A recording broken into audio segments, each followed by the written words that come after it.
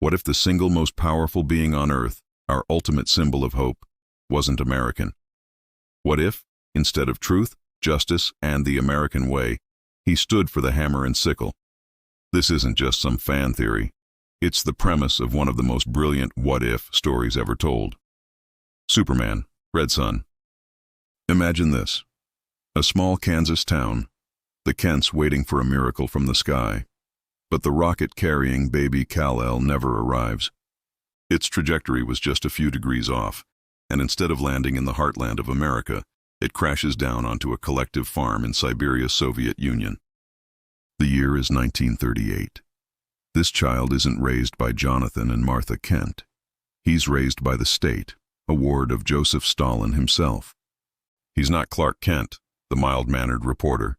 He is the Superman, the champion of the common worker, the steel Stalin, and the pride of the Soviet Union. His reveal to the world doesn't come from saving Lois Lane from a helicopter crash. It comes in a propaganda film, a grainy black-and-white broadcast that sends a shockwave across the globe. The balance of the Cold War is shattered overnight. The United States, once the world's leading superpower, is suddenly terrified. How can you compete with a man who can bend steel with his bare hands and fly faster than a speeding bullet? America's answer? Lex Luthor. Not a criminal mastermind, but a brilliant, arrogant, and patriotic STAR Labs scientist, married to the intrepid reporter Lois Lane. The U.S. government tasks Luthor with the impossible: find a way to destroy the Soviet Superman. This sets the stage for a decades-long game of chess, a superpowered arms race where the pawns are entire nations, and the checkmate could mean global annihilation. Luthor's first move is a disaster. He creates a twisted clone of Superman, a bizarro creature, which Superman is forced to tragically destroy. The world watches in horror, and public opinion of Luthor plummets. But he's just getting started. He discovers a strange green ring from a crashed alien ship and recruits Hal Jordan, a decorated military pilot, to lead a new kind of army, the Green Lantern Marine Corps. Meanwhile, in the Soviet Union, Superman's influence grows. After Stalin's death, Superman reluctantly takes control, convinced he is the only one who can truly create a perfect world. He's not a villain in his own mind. His intentions are pure. He wants to end poverty, war, and suffering. He builds a utopia where there is no crime, no hunger, and no dissent. But this perfection comes at a cost: freedom. Those who oppose his perfect order, like a rebellious, fur-hat-wearing anarchist named Batman, are dealt with ruthlessly. Yes, even Batman exists in this universe, the son of dissidents executed by the state. He becomes a symbol of resistance, a terrorist in the eyes of Superman's government, fighting against the suffocating peace that Superman has imposed. Their confrontation is one of the most memorable and tragic in the entire story. A brutal clash of ideologies that ends with Batman choosing martyrdom over submission. As the years pass, Superman's global empire expands. He uses advanced technology to reprogram his enemies, turning villains like Brainiac into his trusted allies, and even transforming political opponents into obedient Superman robots. He's winning. He's solved every problem except one: Lex Luthor. Luthor, now President of the United States, uses his genius to usher in an era of unprecedented prosperity and technological advancement in America.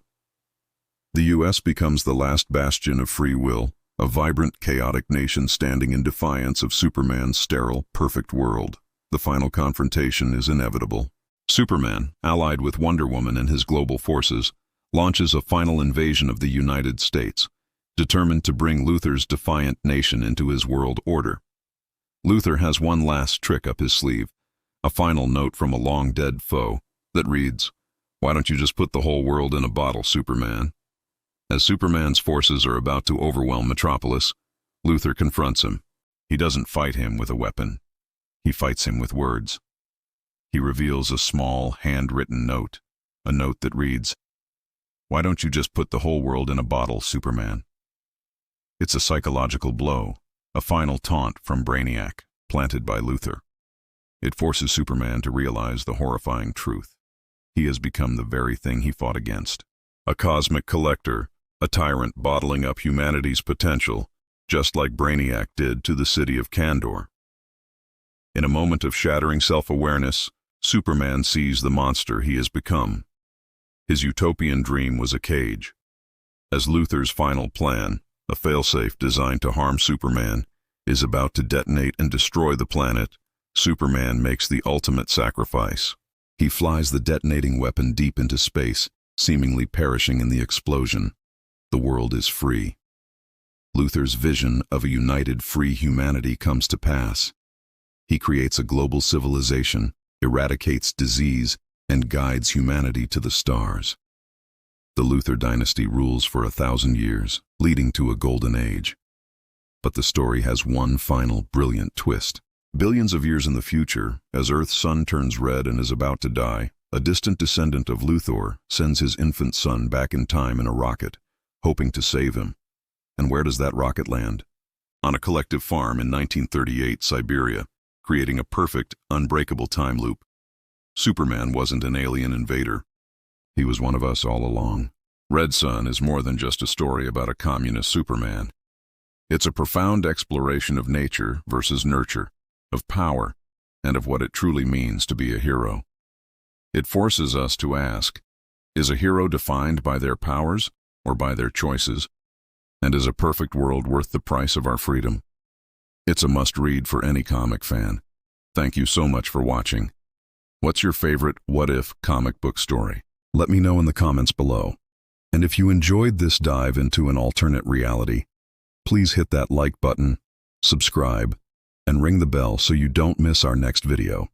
See you next time.